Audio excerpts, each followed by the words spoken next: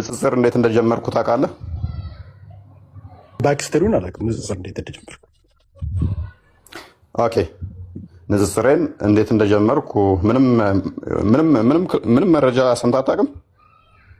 ንጽጽር እኔ የሰማሁት ከዚህ በፊት በሙስሊም እንደነበርክ ነው የሰማሁት። ከዛ በኋላ ወደ ሙስሊም ማለት ነው እንደዛ ነው የሰማሁት። ባልሳሳት 2015 አካባቢ ነው የጀመርኩት ይመስለኛል። ስልጤ ላይ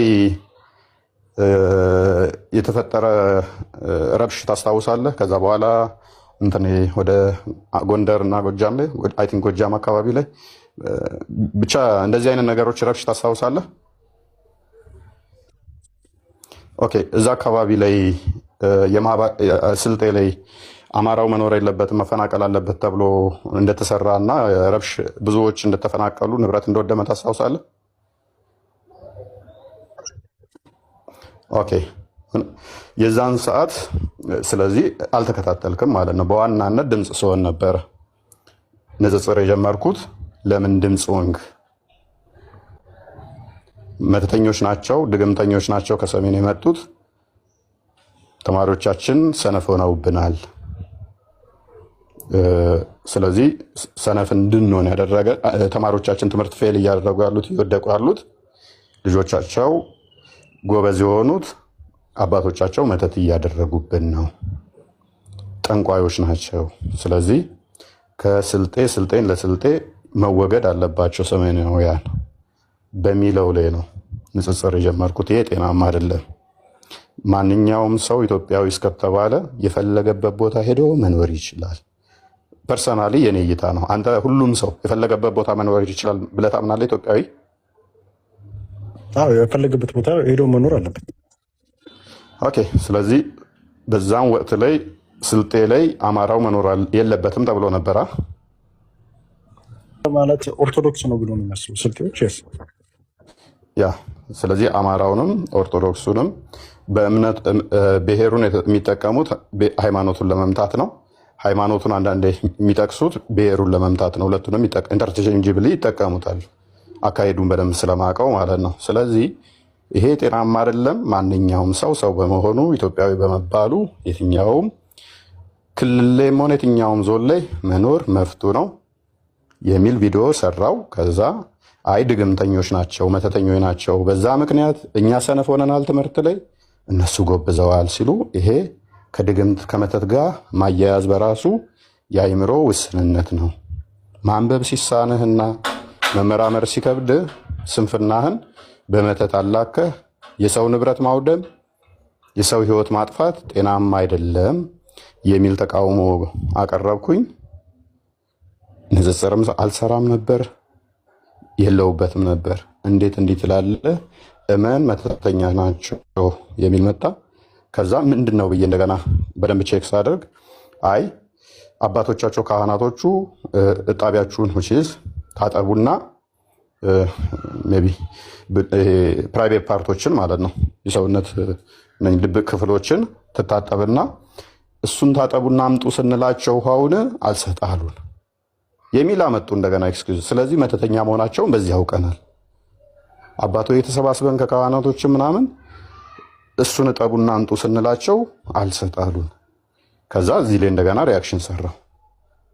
ምን ማለት ነው? ነገ አንዱ መጥቶ የኔ ልጅ ታማሚ ሆናለች ወይም ሰነፍ ሆናለች ብልትህን ታጠብና አንጣ በአንተ ጣቢ እንትን ስንል መተቱ ይወጣል ቢለኝ እሰጠዋለሁ ወይ እኔስ? ምክንያቱም እኔ ሰነፍ የሆንኩት እኔ ከቴ ታማሚ የሆነው አንተ መተት አድርገህብኝ ነው። ብልትህን አንጣና አጠብና ወይም እንደዚህ ታጠብና አንጣና ይድናል ሲለኝ እሰጠዋለሁ ወይ? ከሰጠሁት እኮ አዎ እኔ መተት አድርጌብሃለሁ እያልኩትም ነው። የውሸቱን እንደዛ ብሎ ታምም ያለው ብሎ ወይም ነገር ሆኛለሁ ብሎ ብልትህን አንጣ ታጠብና ብሎኝ ከሰጠሁት በኋላ ከመሜ ዳንኩ ቢል የዛን ሰውዬ ቤተሰብም ሆነ ሰውዬን ክብር አይነካም ወይ? ደግሞስ አምላካችሁ በእኛ ብልት ውሃ አጣቢ ነው ወይ የሚያድናችሁ ከድግምትና መተት? ይሄ ትክክል አይደለም ስል አምላካችንን ተሳድበሃል፣ እምነታችንን አንቋሻል አሉ። አይ አምላካችሁ የሚያድን ቢሆን ራሱ ማዳን አለበት። ሴጣን የሚወጣው በእኔ የቂጥ እጣቢ አይደለም። ጸበል ሂዱ ይለቅላችኋል አጋንንታችሁ። ይሄ ሆን ብላችሁ ማህበረሰቡን እናንተ ብሔርና ቋንቋ ማይመስለውን በእምነት ማይመስላችሁ ለመምታት ነው አልኳቸው። ሃይማኖታችንን ተሳድበሃል ብለው ቀወጡት። ስለዚህ እንደዚህ ያስካላችሁ ብለን ሃይማኖታቸውን ማንበብ ጀመርኩ። ወደ ንጽጽሩ ገባው። ስለዚህ በአንተ ሎጂክ መሰረት አንተ በጠየቅከው መሰረት ድምፅ ሆነሃል ወይ ብለህ ለጠየቅከው ድምፅ ሆኛለሁ አልሆንኩም። በዚህ ባጀማማሬ ብቻ ቪዲዮዎቹን ቼክ ታደርጋቸዋል። 20 ምናምን ሰዎች ሰለሙ ምናምን ይላል። 20 ምናምን ሰዎች የሚሰልሙት አልተገለጠልኝም ላልከው አምላክ ነው እንደሚሄዱት። አልተገለጠም። እኔ ላልተገለጠ እንትን አለለም። የእኔ አምላክ እኮ ስለወደደኝ በስጋ ተገለጠ እኮ። የኔ አምላክ እኮ ቃል እኮ ስጋ ሆነ እኮ። ይሄ እኛ የተገለጠ አምላክ ነው የምናመልከው። እና ከ80 ምናምን 6000 በላይ ህዝብ ሲሰበሰብ እዚህ ሶሻል ሚዲያ ላይ በጣም ምቀኛ የሆኑ እንቅስቃሴ የሚንቀሳቀሱ እንትኖች አሉ፣ የፖለቲካ አራማጆች አሉ። አንዳንዱ በትክክል የተሰማውን ለመናገር፣ አንዳንዱ ግን ሃይማኖታዊ ምናምን ነው የሚሉት። እነሱ ሊያገኙት የሚፈልጉት ኦዲየንስ እዚህ አካባቢ ሲመጣ የሚመቀኙ ሰዎች ናቸው። እና ውይይቱ ላይ ትኩረት ሳደርግ ሌላው የአካውንት መጥፋት፣ የአካውንት መወሰድ ትርክት ውሸት ነው። የዝግጅት እጥረት ነበረ በዛ በኩል። ሌላው መሀል ላይ ኦቨር ኮንፊደንት እንደሆነ ለማሳየት ሞክሯል ሁሱ ወንድማችን። ያ ግን ከሳይኮሎጂካል ጭንቀት ከአይምሮ ውጥረት የሚፈጠር ኮንፊደንት ለመሆን ለሰዎች ለማሳመን። ለምን ታሳምነኛል?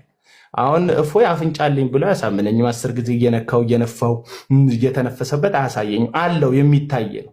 አንድን ጉዳይ ለማሳየት በጣም ኦቨር ሪያክት ካደረግ ሪያክሽኑ በውስጥ ያለውን ስጋት ነው የሚያሳየው። እና በጣም ፍርሃት ነበር።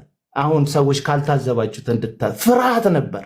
ስልክ ይወድቅበታል፣ ራሱም ይወድቃል፣ ማያስቅ ቦታ ላይ ይስቃል፣ ኢንተራፕት ያደርጋል። እኔ የውይይት ህግ ላይ የምታውቁት እንደሆነ ታውቃላችሁ። ሰው 10 ደቂቃ ከተሰጠው 10 ደቂቃው ለምን ስለ እናቱ መቀነት ስለ አባቱ ኮፍያ አያወራ? መብቱ በቃ ዝም ብሎ ያወራ። እሱን የሚመለከቱት ሰዎች ልክ እንዳላወራ እኮ ያውቃሉ። እኛ እኮ ሮቦቶች እኮ አይደለንም። ቁጭ ያልነው ሰዎች እኮ እንታዘባለን። የፈለገውን ያለው አታቋርጠውም፣ ጸጥ ብለን የምትሰማው። እና እዛ ጋ ግን መሀል ላይ በጣም ነርቭ ሲነካ ሲመጣ ያለው። ሌላው የሰዓት አጠቃቀም ነው። ውይይት ላይ 2 አካሎች ነው ሰዓት የሚይዙት። እንግዲህ እኔ ብዙ ውይይቶች እዚህ ሶሻል ሚዲያ ላይ እንደተከታተለ ሰው ተወያይ የየራሱን ሰዓት ነው የሚይዘው። ሰዓት ትይዝና አንተ ሰዓት ካሳለፍክ የራሱን ደቂቃ ስለያዘ አሳልፈዋል፣ አቁም፣ ይኸው እኔ የያዝኩት ሰዓት አልፏል፣ ደቂቃ አልፏል ይላል። አንተም እንደዛ ታደርጋለህ። ሰዓት ካስያዘክ በኋላ በሌላኛው ሞባይልክ ማስረጃ ልታሳይ ስትሞክር ሰዓቱን ከለልከኝ የሚል ከንቱ ጭቅጭቅ ሲጨቃጨቅ አየሁት። መጀመሪያ ሰዓት ማን ያዝልኝ በላለህ አንተ አንቹ ታመጫው አንቹ ታሮጩ የሆነ ክስ ነው ሲከስ የነበረው። ሰዓት ያዝልኝ ካለ ከዛ ደግሞ በሌላ ሞባይል ለማሳየት እንግዲህ በአንድ ስልክህ እየቀረስክ ነው፣ በሌላኛው ስልክ ማስረጃ እያሳየ ነው። ሰዓት ያስክበት ስልክ አለ።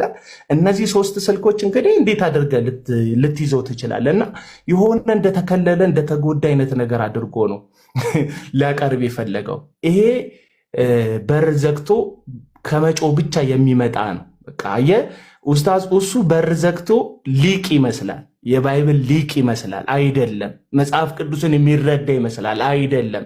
ቤት ዘግተ እያስገባ ከዛ በኋላ ስትፈልግ እቺ ዲስኮኔክት የምትለዋን እየጫንክ ሌሎች ሞክ የሚያደርጉ ሰዎችን አብረክ አሰልፈ በዚህም በዛም እያዋከብ ከዛ ደግሞ ምስኪን መንገደኛ ክርስቲያኖችን እያስገባ ማዋከብና በጉዳዩ ላይ ዝግጅት ያለው ሰው ማውራት የተለያዩ ናቸው። አሁን ይሄ ነው በቃ ይሄ ነው። በየቤቱ መፎከር በየቤቱ ያለው ማለት አይደለም። ዋናው ጉዳይ አምላክህን የምታምንበትን እምነት በወደረኞችና በሚቋቋሙ ሰዎች ፊት መግለጽ ትችላለህ ወይ ነው በቃ። ኡስታዝ እሱ የለመደው እሳቸው ምናምን እየተባለ መከበር እንደ አንድ ወጣት እንደ አንድ ሁለት ወጣቶች እንደሚያወሩ 2 ወጣቶች እኩል ለእኩል ትከሻ ለትከሻ የሚያወራው ሰው ገጥሞ አያውቅም። ገባ? እየፈሩ እየተንቀጠቀጡ የሚያወሩ ሰዎች ነበር የገጠሙት። አሁን ግን ኖርማሊ በትከሻ ቢለካካው እኩል አፉን ከፍቶ የሚያወራው ሰው። ሌላው ቅድም የተነገረ ይሄ እፎይ ላይ የተፈጠረ ኢሜጅ አለ። አንዳንድ ሰውን በሀሳብ በትምህርት ማሸነፍ ሀሳቡን መቃወም ሳትችል ስትቀር ስም ትለጥፍበታል። ይሄ እንትን ካራክተር አሳሲኔሽን ነው። አሁን በጣም ትልቁ ነገር እፎይ ላይ የተፈጠረው ነገር ካራክተር አሳሲኔሽን ነው። እዚህ ሶሻል ሚዲያ ላይ ተሳዳቢ ነው የሚል የሚጫጫው ምልክት አለ። ይሄ እፎይን አንድ ቀን አይተውት የማያውቁ ሰዎች ራሱ እፎይ የሚል ስም ቀጥሎ የሚመጣላቸው ተሳዳቢ ነው። ይሄ የድግግሞሽ ንግግር ማለት ነው። ድግግሞሽ አንድ ሰው ላይ አንድን ኢሜጅ ይፈጥራል። ለምሳሌ የሆነ ምርት ኖሮ እዛ ምርት ውስጥ የሚል ሰው ተደጋጋሚ ብሰማ ያንን ምርት ባይ ዲፎልት አንተ ተላጊንተህ እኮ አይደለም ስለ አሉ ብቻ ያንን ምርት ያለመግዛት ያንን ምርት ያለመጠቀም ቴንደንሲ ይሰፋል። ልክ እንደዚሁ እፎይን የማያውቁትም ላይቭ ላይ ገብቶ የተከታተሉትም ያልተከታተሉትም ሰዎች ተሳዳቢ ነው የሚለው እንትን ነው የሚሰሙት። ስለዚህ ምንድነው አፕሩቭ ማድረግ የፈለጉት? ኢምራን የሚባለውን ልጅ 2-3 ጊዜ አድርጎ እፎይ ክፉ ቃል እንዲናገር ነበር የመጀመሪያ ሙከራ የተደረገው። መጀመሪያ አካባቢ ላይ አይዞ ምናምን ተረጋጋ እንጂ ቀስበል እንጂ ምንም የተቸኮለ ነገር በሌለበት ማለት ነው። ከዛ እሱን ራሱ መቋቋም ከ2 ሰዓት በላይ ሰውን ታግሶ ጠብቆ ከዛ በኋላ ያንን ደግሞ እልህ አስጨራሽ የሆነን ትዕግስት ደግሞ አልፎ እንደዚህ ያለ ነገርን ለመቋቋም መሞከር ራሱን ችሎ በጣም የእግዚአብሔር ጸጋ የእግዚአብሔር ምሕረት ደግፎ ከእግዚአብሔር አብሮ ከሆነ ነው። ምክንያቱም ይህንን ነገር ህዝብ ከዚህ ጉዳይ ላይ እንዲወጣ ነፃ እንዲወጣ ይፈልጋል። የኛ አምላክ ህዝብ ከዚህ እስራት እንዲፈታ ይፈልጋል እና ይሄ የስም ማጥፋት እንዲታይ ነው የፈለገው። በሀገራችን ደግሞ ይሄ በጣም ቀሽም የሆነ ባህል አለ። ጮክ ብሎ የሚያወራ ሰው እንደ ትዕቢተኛ፣ ቦልድ የሆነ ድምፅ ያለው ሰው እንደ ጉረኛ፣ ትህትና ቢስ እንደሆነ ሰው እንዲቆጠር ማለት መስለምለም፣ አንገትን መቀነጣጠስ ትህትና አይደለም። በነገራችን ላይ ሮንግ የሆነ የትህትና መንገድ አለ እዚህ ሶሻል ሚዲያ ላይ። እሱ እኮ ትሁት ነው ምናምን ምን ስለሚያደርግ አንገቱን ቀጥ ካልክ ትዕቢተኛ፣ አንገትን ቀጥ ካደረግ ድምፅ ጮክ ካለ በቃ አንተማ በቃ እንትን አውሬ ነህ። ድምፁን ጮክ ያደረገ ትዕቢተኛ አይደለም ወገኖች። ትዕቢት የሚለካው በልቡ ውስጥ ሰውን በማሳነሱ ሲኖረው። ሌላው በአረብኛ በጣም ቡስት ሊያደርግ ፈልጓል። እንደ ኡስታዝ እኮ ሆነ አረብኛ እኮ ማወቅ ስራክ ነው፣ እንጀራህም ነው። ላይፍህ እኮ የተመሰረተው እሱ ላይ ነው እንዴ። በጣም በቃ በቋንቋ እንትን ለማድረግ ራሱን ከፍ አድርጎ ለማሳየት ሲሞክር እንዴ ቁርአን እኮ የተገለጠው በአረብኛ እኮ ነው። አንድ ኡስታዝ አረብኛ ማወቅ እኮ ከህይወቱም ጋር ከእንጀራውም ጋር ከሃይማኖቱም ጋር እኮ የሚገናኝ ነው እንዴ። በጣም እንትን አይደለም፣ እንደ ትልቅ ነገር የሚቆጠርም አይደለም። ሌላው የአላህን ስም የጠቀሰበት ጉዳይ ነው። አላህ ኢንተርናሽናል ነው ያለበትን እግዚአብሔር አለ። እሷ ፓርት በጣም ያሳቀች። እግዚአብሔር አለ ከኤርፖርት አያልፍም አንተ የምትጠራው እግዚአብሔር የሚል የተሳሳተ ስንኩል ሀሳብ ነው የሰጠው። አጠቃላይ አምላካዊ የሆነ የስሙን ትርጓሜ ባልሳተ መንገድ በዓለማት ውስጥ መጽሐፍ ቅዱስ ሲተረጎም የሰዎችን ሀገር ቋንቋ ባከበረ መንገድ ነው የኛ መጽሐፍ የተተረጎመው። ለምሳሌ በኦሮምኛ ዋቀዩ ተብሎ የተተረጎመው። ዋቀዩና እግዚአብሔር ይለያያሉ? አይለያዩም። ለአረቡ ዓለም እግዚአብሔር ብለን ስናስተዋውቅ አላህ ብለን ነው ያስተዋወቅ ነው።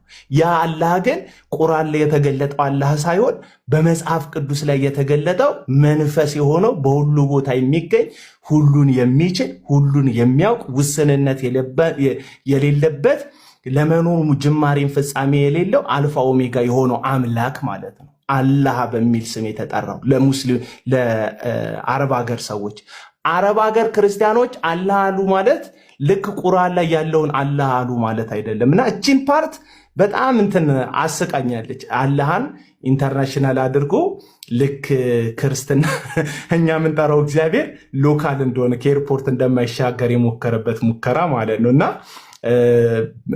ለሚገባው ሰው በጣም ትልቅ ነገር በጣም